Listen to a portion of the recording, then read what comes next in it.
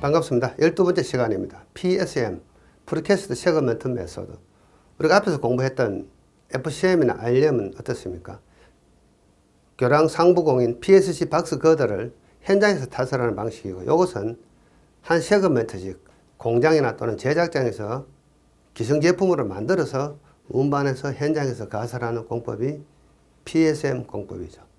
물론 가설 공법에는 우리가 지난 시간에 공부한 것처럼 여러 가지 방법들이 있습니다만은, 이 문제는 제가 추억의 문제입니다. 제가 시험 치러 갔을 때 이 문제가 나왔습니다. 교장 2000m, 교폭 30m, 경관장 50m 연속 교로서 프리 스트레스드 콘크리트 박스 거더교를 건설하려고 한다. 쉽게 이야기하면은 PSC 박스 거더. 이 경우 프리캐스트 세그먼트의 제작 설비와 야적에 필요한 제작전 계획 기술을 하라. 이렇게 문제가 나왔습니다. 저희들 공부할 때마다 이런 문제가 좀 생소한 문제고 처음 나온 문제입니다. 저희들 공부할 때는 주로 뭘 했냐 하면은 FCM,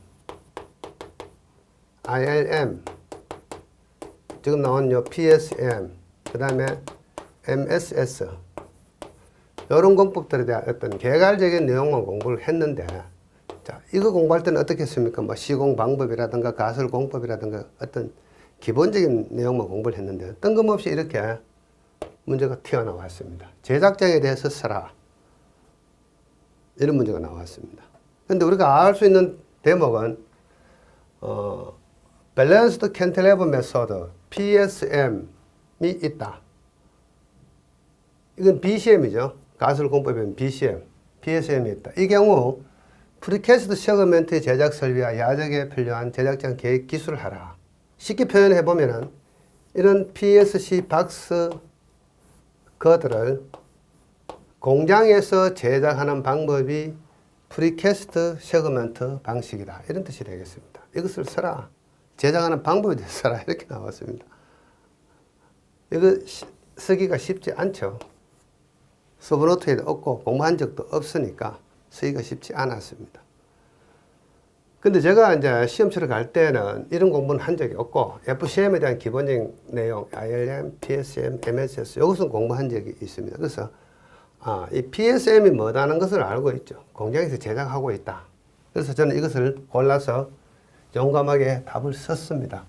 자, 지금 제가 소개하는 이 내용들은 그 이후에 어떤 모범 답안을 구성하기 위해서 제가 각종 참고 자료를 보고 구성을 한 거고, 시험장에 가서는 이런 문제에 대해서 겁을 내지 말고 용감하게 써야 됩니다. 그래서 제가 실제 제가 그 당시에 답을 쓴 내용을 한번 여러분들에게 설명을 드려보겠습니다.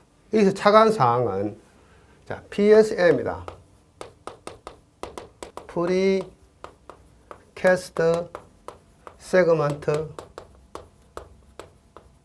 메소드다.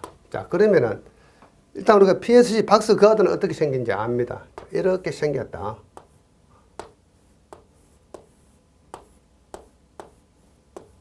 이렇게 생겼죠. 자, 이것은 결국 뭐로 만들죠? 콘크리트로 만든다. 이런 어떤 개념이 하나 있죠. 콘크리트로 만든다. 그리고 제작장에서 제작을 한다.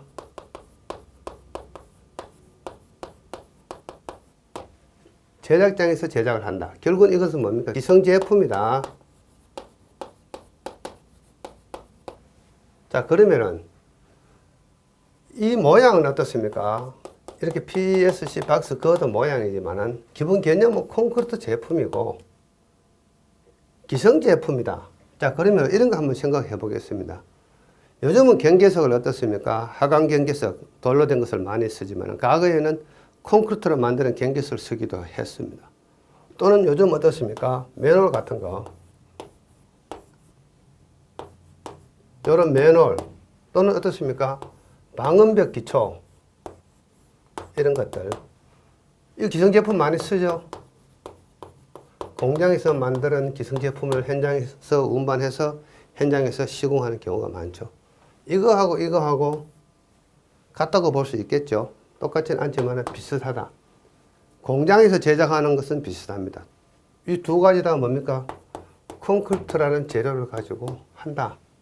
자, 그러면은 이것에 대한 제작 설비를 가만히 한번 생각해 보면은 기본적으로 제작 설비에는 어떤 설비가 있는가 하면은 자, 배치 플랜트.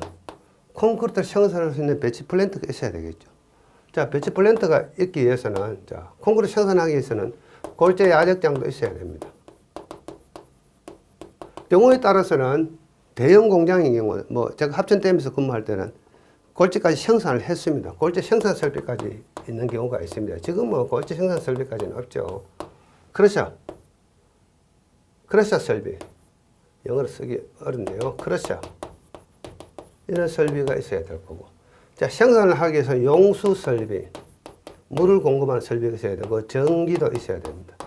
전기 관련 설비. 그 다음에 시멘트를 보관하는 사일로, 시멘트 저장 설비, 뭐, 이런 것들이 있어야 되겠죠. 그래서 기본적으로 콘크리트 생산 설비가 있어야 되고, 그 다음에 또 어떤 게 있어야 됩니까? 어떤 맨홀을 만들던 이 기성 제품의 어떤 방음벽 기초를 만들던 이 PSG 박스 거들을 만들던 기본적으로 거푸집 설비가 있어야 됩니다. 거푸집, 몰드,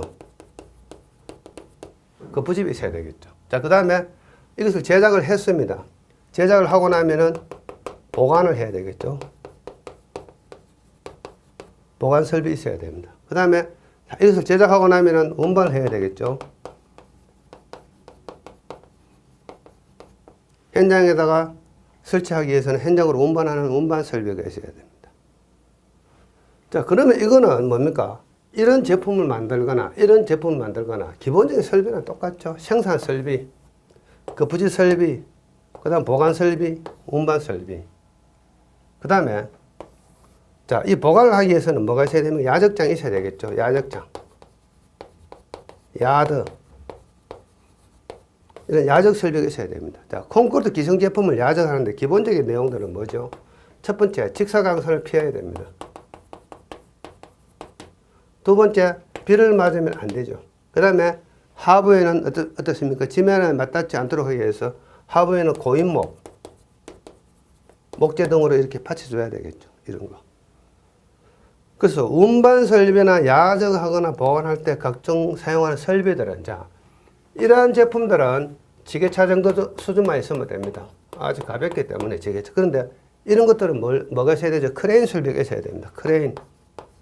대형 인양 장비가 있어야만 이것을 들어서 야적했다가 운반할 수가 있겠죠. 이렇게 한번 생각해 봐야 되겠죠. 그 다음에 이 야적장은 어떻습니까? 충분한 어떤 수량을 보관할 수 있도록 충분히 넓어야 되겠죠. 그래서 기본적으로 이런 제작장은 자, 충분한 공간과 면적이 필요합니다. 야적을 하기 위해서는. 그리고 공장 전체 바닥은 배수가 잘 돼야 되고 평탄하게 포장을 해야 되고. 자, 그 다음에 여기 현장이 있습니다.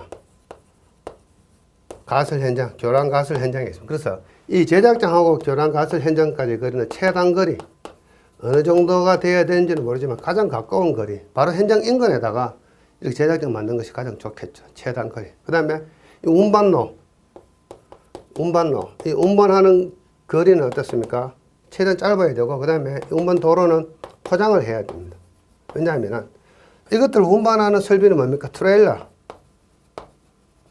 대형 어떤 중량물이기 때문에 트레일러로 운반해야 되기 때문에 운반로가 평탄하고 포장이 잘 되어 있어야 됩니다. 이러한 내용들. 그 다음에 이러한 중량물을 시공하고 운반하고 그 다음에 거치하고 하는 과정에서는 안전사고에 유의해야 되겠죠. 그 다음에 안전사고. 그 다음에 이런 제품 만들 때 품질 관리 잘 해야 됩니다. 품질 관리.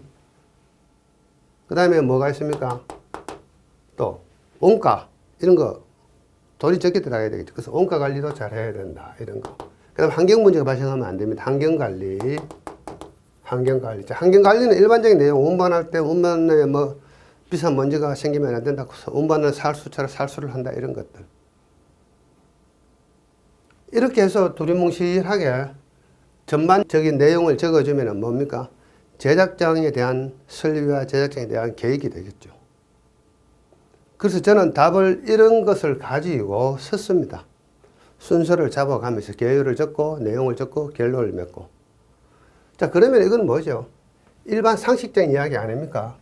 이런 어떤 매너를 만드는 작업이나 PSC 박스 거드를 만드는 작업이나 기성 콘크리트 제품 만드는 요령은 비슷하고 단지 규모의 차이죠. 크기의 차이, 무게의 차이. 그래서 우리 그때 시험을 치러 가셔가지고 그 내용에 대해서 잘 모르면은 일반적인 상식선을 가지고 답을 써주시면 돼요. 우리가 시공하는 일반적인 상식적인 개념. 일반적인 상식적인 개념은 뭡니까? 이런 기성 제품이다. 콘크리트 재료이다. 이렇게 생각하시면 되겠죠. 이것으로 다 해결이 되는 겁니다. 그러면은 충분한 답이 될 수 있다고 생각하시면 됩니다. 그래서 시험 치러 가시면은 잘 모르는 문제가 나오면 이렇게 일반적인 상식적인 내용으로 답을 써주시면은 아주 좋은 답이 됩니다. 그래서 제가 시험 치고 쉬는 시간에 나오니까 주변에 있는 사람들이 문제가 어렵다고 난리가 났습니다. 처음 보는 문제니까. 그래서 저도 이제 이 문제 답을 쓰고 그 당시에 제가 집이 포항에 있었습니다. 서울에서 시험을 치고 포항에 내려가서 걱정이 되죠. 뭐라고 적기는 적었는데 제가 시험 치러 가니까 제가 123문제의 서브노트를 만들어 가지고 시험장에 갔습니다. 그래서 당일날 시험 치고 나니까 이 서브노트 속에서 나온 문제가 한 5문제 정도가 이 서브노트에서 나왔습니다. 그런데 모르는 문제는 다 이런 것들이죠. 그래서 저는 모르는 문제를 다 이런 식으로 답을 적어 내려가기 시작했습니다. 그리고 나서 집에 와서 제가 집에 이런 참고 서적이 하나 있는데 특수교량 가설공법이라는 두꺼운 책이 하나 있습니다. 그 책을 뒤적여 보니까 목차를 보니까 제가 썼는 내용하고 목차가 좀 비슷해요. 그래서 좀 안심이 되더라고. 그래서 시험 발표가 났는데 덜커덕 합격을 했습니다. 참 운이 좋았죠. 그래서 저는 시험 이렇게 한번 쳐가지고 합격을 했습니다. 덜커덕 합격을 했어요. 운이 참 좋게도. 합격한 이유는 어디에 있겠습니까? 제가 모르는 문제를 이렇게 순발력 있게 일반 상식선에서 시공의 기본 상식선에서 쭉 써내려가니까 다른 사람보다는 조금 더 잘 쓴 답안이 되기 때문에 좋은 점수를 받았다. 이런 생각이 들더라고요. 자, 여러분들도 시험장에 가시면은 잘 모르는 문제가 나오면 이렇게 일반 상식선에서 써주셔야 됩니다. 근데 일반 상식선이라는 것이 참 묘하죠. 그 순발력이 좋아야 됩니다. 그래서 주변에 참고 문헌들을 많이 읽어보시면은 이런 모르는 문제가 나와도 충분히 여러분들은 쓰실 수가 있다. 이렇게 생각하시면 되겠습니다. 자, 본문 들어가겠습니다. 자, 그런 차원에서 이 본문은 간단하게만 설명을 드리겠습니다. 자, 기본 개념은 이렇게 공장에서 만드는 제품이 PSM이다. 프리캐스트 세그멘트다. 이렇게 생각을 하시면 되겠습니다.